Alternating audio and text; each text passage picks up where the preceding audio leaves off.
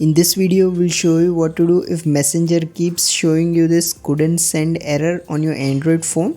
So to fix this, what you can do is try sending a message to a different person or a different group. This will allow you to narrow down the problem and see if the issue is related to a specific chat or a group. However, if you face the same problem with all of your chats, simply long press on the Messenger app icon and then tap this info icon right here. In here, scroll down and then tap on storage. Now here tap the clear cache option and then try opening the Messenger app again.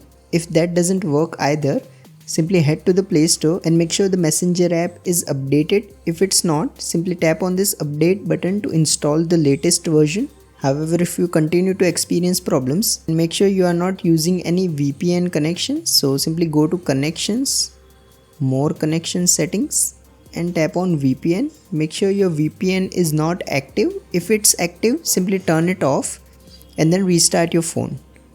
Once you have done this, your issue should be resolved. However, if nothing else works, your last option is to head to the Messenger app again, head to its settings menu and then scroll down and then report a technical problem.